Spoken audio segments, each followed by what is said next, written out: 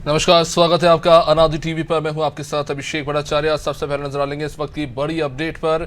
इस वक्त हमें रायपुर से जानकारी मिल रही है, छत्तीसगढ़ कांग्रेस सभी संभाग में सम्मेलन करने जा रही है। साफ तौर पर चुनाव को लेकर कांग्रेस अब पूरी तरह से जुट चुकी है। सभी संभागों में सम्मेलन होगा। 2 जून को बस्तर संभाग से सम्मेलन की शुरुआत होने जा रही है। कांग्रेस इन तमाम संभागों में सम्मेलन करेगी, जिसमें सरकार की योजनाओं को जनता तक पहुंचाने की कोशिश की जाएगी। जो उपलब्धियां हैं उन्हें जनता के सामने प्रस्तुत किया जाएगा। प्रदेश प्रभारी कुमारी शैलजा, सीएम बघेल इसमें शामिल होंगे। तमाम संगठनों के पदाधिकारी इसमें शामिल होंगे। सरकार की योजनाओं को जनता तक पहुंचाने की कोशिश होगी। दूसरे चरण में विधानसभा स्तर पर भी संकल्प शिविर होंगे।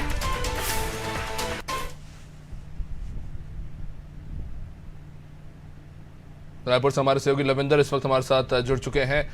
लविंदर, कांग्रेस बड़ा सम्मेलन करने जा रही है अलग अलग संभागों में। किस तरह से, क्या रूपरेखा रहेगी, किस तरह से ये पूरा सम्मेलन आगे बढ़ेगा?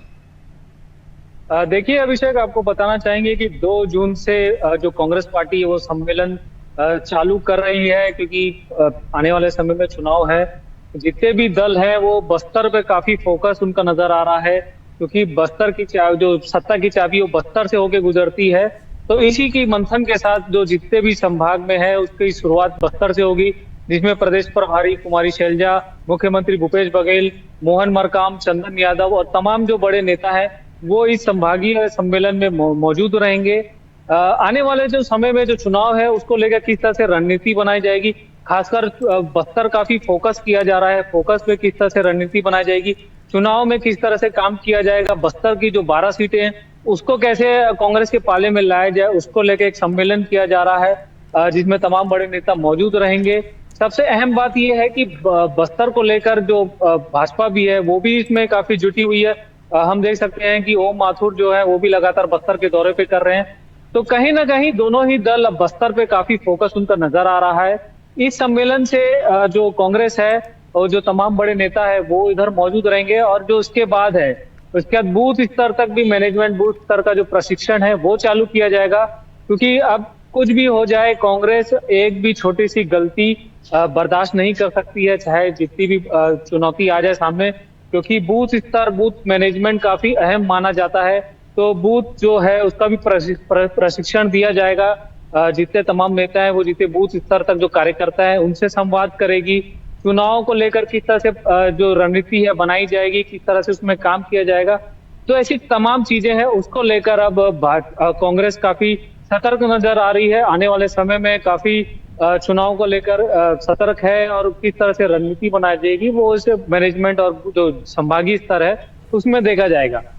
इसके बाद जो अलग अलग है, जैसे पहले बस्तर संभाग होगा, उसका रायपुर संभाग, ऐसे करके भी सभी संभागों में मैनेजमेंट किया जाएगा, ताकि चुनाव को जो समय है उससे पहले पर्याप्त एक बार जो संभागीय बैठक है वो कर ली जाए, ताकि आने वाले चुनाव में उन्हें थोड़ा लाभ मिल सके। जी लविंदर, जैसा कि हम देख रहे हैं कि तमाम बड़े नेता, विधायकों से लेकर सांसद और कैबिनेट मंत्री इन सम्मेलनों में जुटेंगे, और अलग अलग क्षेत्रों में, खासतौर से हम देख रहे हैं बस्तर, उसके अलावा बिलासपुर और अन्य क्षेत्रों में ये सम्मेलन होने जा रहे हैं। इससे पहले भी जो है बयान आया है जैसा कि कांग्रेस का, कि वो जो सीटें पिछली बार नहीं जीत पाए थे उन पर खास तौर से फोकस रहेगा। तो क्या उसको लेकर ये रणनीति बनाई जा रही है?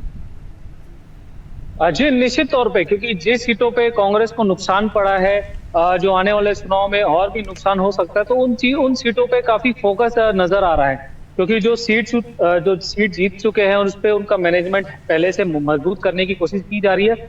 जिन सीटों पे है जो हारे हैं उस पर ज्यादा फोकस किया जा रहा है कि आने वाले चुनाव में उन सीटों पे जो फोकस काफी बढ़ा के रखा जाए। क्योंकि इस बार जो नारा है अब की बार 75 पार, तो जो 75 पार का नारा है जो कांग्रेस और जो बाकी जनता जो उन्हें दे रही है उस पे वो पूरी तरीके से नजर आ रहे हैं कि इस बार 75 पार का जो आंकड़ा उसको पूरा करना चाहिए।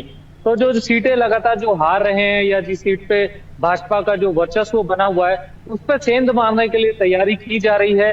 किस तरह से उस सीटों पे जीता जाए, किस तरह से भाजपा को उस सीटों पे कमजोर किया जाए, जो ऐसी तमाम रणनीति है वो बनाई जा रही है। तो इसी को लेकर प्रदेश प्रभारी कुमारी शैलजा रहेंगी, मुख्यमंत्री भूपेश बघेल, पीसीसी मोहन मकाम, चंदन यादव, सांसद, विधायक, उस क्षेत्र के सभी उस जो बैठक है उसमें मौजूद रहेंगे, ताकि आने वाले चुनाव में उन्हें किसी तरह की कोई खामियाजा ना भुगतना पड़े और जो चुनाव है वो अच्छे मार्जिन से जीतने की कोशिश करें। तो ये रणनीति इस बार बनाई जाएगी और संभागीय जो बैठक है वो इसलिए चालू की जा रही है कि आने वाले चुनाव में किसी तरह की कोई परेशानी ना हो। जी रविंद्र, बीते 4.5 साल में हमने भूपेश बघेल की सरकार में जो देखा है कि जो भी नई योजनाएं लॉन्च की गई हैं, चाहे नरवा गुरवा बारी योजना हो, गोधन न्याय योजना हो, इस तरह की जितनी भी योजनाएं हैं वो खास तौर से ग्रामीण और आदिवासी क्षेत्र के लोगों को मद्देनजर रखते हुए बनाई गई है। तो इस तरह से सम्मेलन किए जा रहे हैं, कैसे मान सकते हैं कि इन योजनाओं से जो जमीनी स्तर पर फायदा हुआ है उसको लेकर कांग्रेस काफी ज्यादा कॉन्फिडेंट है? जी निश्चित तौर पर जितनी भी योजनाएं बनाई है वो किसानों को, क्योंकि छत्तीसगढ़ एक किसान प्रदेश है तो किसानों पे काफी फोकस किया गया है। अभी हमने देखा कि रामायण महोत्सव भी जो कर रहे हैं, जो भाजपा का जो मेन एजेंडा रहता है रामायण महोत्सव या फिर जो हिंदुत्व का जो महत्व है उसे कहीं ना कहीं कांग्रेस अब ओवरटेक कर चुकी है, अपने पाले में ला चुकी है। तो पूरी तरीके से वो इस जो योजना है उसको अपने पाले में लाने की कोशिश कर रही है। नरवा गुरवा बारी की जो आपने बात की है, वो जितने भी योजना है उस पर काफी कॉन्फिडेंट है और उन्हें कहीं लूप होल कहीं छोड़ना नहीं चाहती है कि जिससे आने वाले चुनाव में उन्हें नुकसान पहुंचे। तो जितने भी योजनाएं, चाहे गौठान हो, नरवा गुरवा बारी हो या जितने भी जो जन कल्याणी योजना हो, वो जन जन तक पहुंचाने की कोशिश कर रही है। और उसके साथ ही जो जैसे हमने देखा कि लगातार भाजपा भी जो नरेंद्र मोदी है उनके 9 साल की जो योजना है वो बताने पे जो काम कर रही है, तो उसको रोकने के लिए भी 9 साल में उन्होंने क्या किया, 9 साल में देश की महंगाई कितनी बढ़ी, किसानों को कितना कर्जा माफ किया या कितना उनको फायदा मिला, किसानों का एक बड़ा आंदोलन हमने देखा था दिल्ली में। तो ऐसी जो तमाम योजनाएं हैं वो जनता तक पहुंचाएगी और राज्य सरकार ने जो काम किए हैं लोगों के लिए, जनहित के लिए जो काम किए हैं उसके बारे में ये सारी आखिरी स्तर तक जो आखिरी आदमी है उस स्तर तक ये पहुंचाने का काम करेगी ये संभागीय स्तर तक। जी बहुत बहुत शुक्रिया रविंद्र विस्तृत जानकारी के लिए। तो जाहिर तौर पर अब पार्टी के तमाम कार्यकर्ता और नेता पूरी तरह से जुट चुके हैं और इस सम्मेलन के जरिए जनता से जुड़ने का प्रयास होगा और सरकार जो योजनाएं लाई हैं उनका उन्हें फीडबैक भी मिलेगा और जनता तक जो कार्य किए गए हैं उन्हें पहुंचाने की कोशिश इस सम्मेलन के द्वारा कांग्रेस करने जा रही है और अलग अलग संभाग में ये कार्यक्रम होंगे।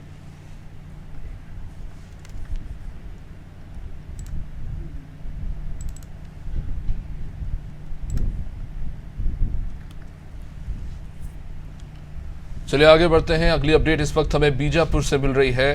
छत्तीसगढ़ बीजेपी के प्रदेश प्रभारी ओम माथुर का ये दौरा है और सबसे बड़ी खबर सामने आ रही है बीजापुर से। ओम माथुर दौरे पर तेज। अभी अभी जानकारी मिली कांग्रेस और जोगी कांग्रेस से कई कार्यकर्ता भाजपा में शामिल हो गए। कांग्रेस और जोगी कांग्रेस को बड़ा झटका लगा है। कुल 37 कार्यकर्ताओं ने भाजपा का दामन थाम लिया है।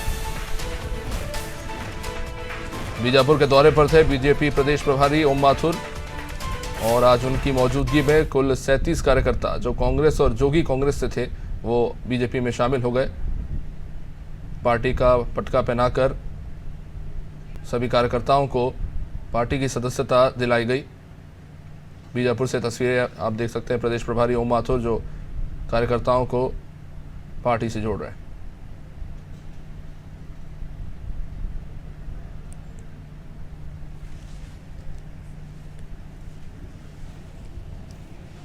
तो चुनाव नज़दीक है और ऐसे में कई नेता और कार्यकर्ताओं के बीच मनमुटाव की स्थिति बनती है और ऐसे में दल बदलने का सिलसिला देखने को मिलता है, चाहे वो बीजेपी हो या कांग्रेस हो या फिर जोगी कांग्रेस। तो ऐसे में बीजापुर से भी ये खबर आ रही है कुछ 37 कार्यकर्ता हैं जो बीजेपी में शामिल हो गए हैं।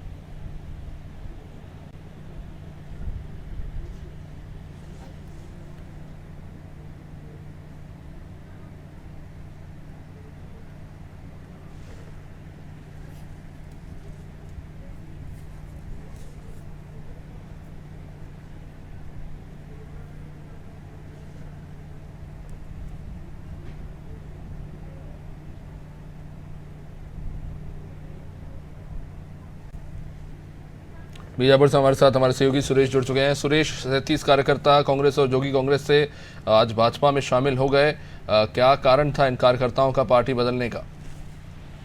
बिल्कुल अभिषेक, जिस तरीके से लगातार छत्तीसगढ़ के प्रभारी बीजेपी प्रभारी ओम माथुर का लगातार जो दौरा है ये बेहद ही खास और माना जा रहा है, जिसको लेके आज बीजापुर दौरे पर रहे ओम माथुर, जिससे प्रभावित होकर 37 लोगों ने आज भाजपा का दामन थामा है, जिसमें 16 कार्यकर्ता कांग्रेस और 14 जो है वो जोगी कांग्रेस के, 7 अन्य दल के हैं। तो ऐसे कुल मिला के टोटल 37 लोग आज बीजेपी का दामन थामा है। जी बहुत बहुत शुक्रिया सुरेश।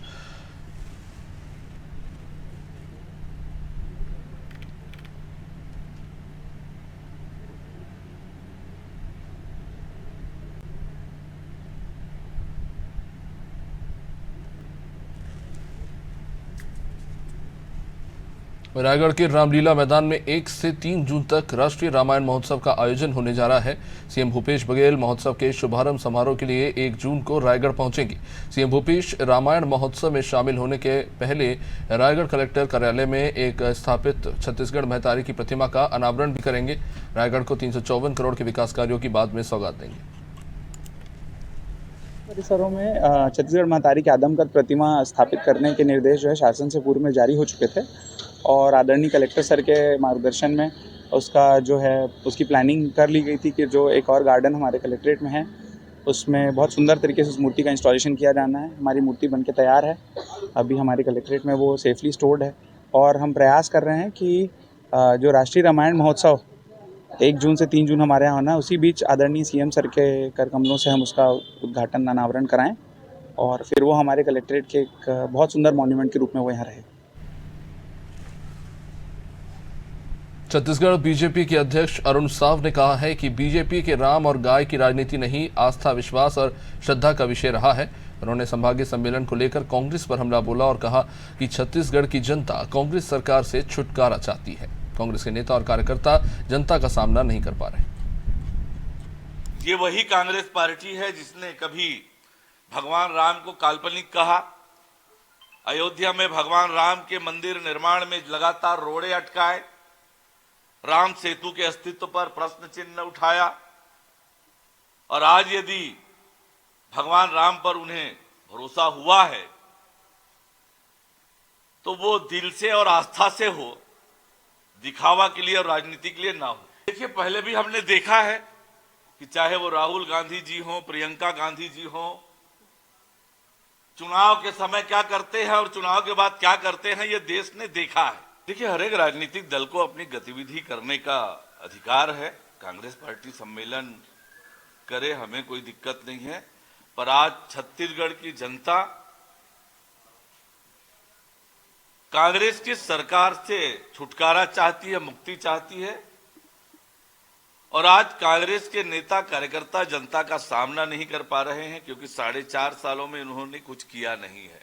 देखिए, कांग्रेस पार्टी आज छत्तीसगढ़ में कुछ कर नहीं पा रही है और इसलिए इस प्रकार की बातें करती है। हर एक राजनीतिक दल को यह अधिकार है अपनी बात को लेकर वो जनता के बीच में जाए और वो हम करने वाले हैं। और कांग्रेस छत्तीसगढ़ में घबराई हुई है कि भारतीय जनता पार्टी के कार्यकर्ता गांव-गांव, घर-घर जा रहे हैं, तो कांग्रेस पार्टी इससे घबराई हुई है, इसलिए इस प्रकार की बात करती है। आम आदमी पार्टी की जो छवि बनी है, आज देश की सबसे भ्रष्ट सरकार आम आदमी की पार्टी की रही है। उनके कितने विधायक, कितने मंत्री जेल गए हैं, अभी भी जेल में है। तो देश और प्रदेश की जनता आम आदमी पार्टी के बारे में जान गई है। और इसी के साथ इस बुलेटिन में फिलहाल इतना ही। आप बने रहिए हमारे साथ। नमस्कार।